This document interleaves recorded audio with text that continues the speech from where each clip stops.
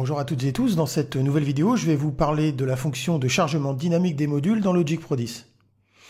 Alors de mémoire, si je me souviens bien, je crois que cette fonctionnalité est apparue dans la version 10.4.5 de Logic. Mais alors, à quoi pourra bien servir cette fonction, me direz-vous?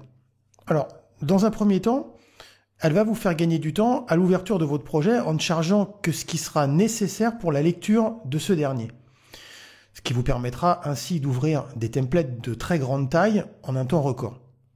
Alors, pour faire simple, Logic activera les pistes audio contenant des régions audio, des pistes instruments virtuels contenant des régions MIDI, des pistes dont le monitoring d'entrée est activé, et des pistes avec des entrées externes ou rewire. Toutes les autres seront automatiquement rendues inactives et grisées dans la table de mixage de Logic. Alors faisons un petit exemple. Ici, je vais charger un projet lambda pour vous montrer comment ça marche. Alors, je vais aller dans Fichier, ouvrir l'élément récent, je vais prendre celui-ci. Alors, on remarque de suite que le chargement se fait très rapidement.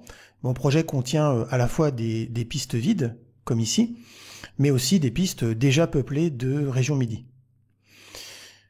Donc, ici, on remarque que sur la piste piano, celle que j'ai appelée piano, ma piste contact a été désactivée, on voit qu'elle est grisée, et la piste qui s'appelle Voxbox Lead, qui est un preset d'un instrument virtuel de Logic qui s'appelle Alchemy, a elle aussi été grisée.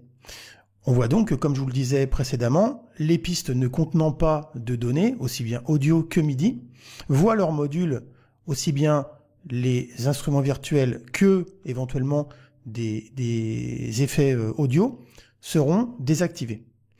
Alors, pour pouvoir réactiver ces éléments, eh bien, regardez, il suffit tout simplement que je clique sur ma piste piano ici, et automatiquement, regardez, mon module contact charge l'élément qu'il contient, en l'occurrence ici un piano. Voilà. Donc c'est ce qui fait que le programme, en l'occurrence Logic, peut charger de très gros projets, par exemple des templates.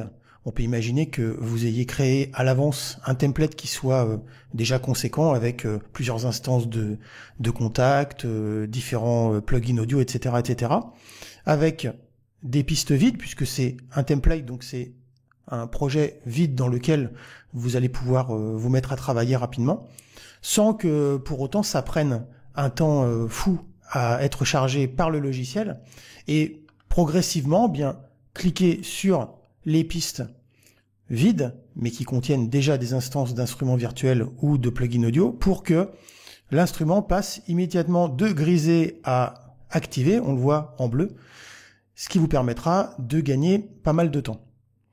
Alors, petit détail, pour pouvoir bénéficier de cette fonctionnalité, il va falloir vous rendre dans le menu Fichier, Réglages projet, Général, et pensez à bien cocher cette option qui est ne charger que les modules nécessaires pour la lecture du projet. Bien évidemment, si cette option est décochée, eh bien, si vous avez des instances de contact pleines ou un nombre conséquent de pistes avec des plugins audio et des instruments virtuels de charger, eh bien, tous les modules seront chargés simultanément. Et là, vous risquez de passer un certain temps à attendre que votre projet soit chargé dans Logic. Voilà pour ce tout petit tuto, j'espère qu'il vous aura plu et je vous dis à très bientôt pour un nouveau tuto.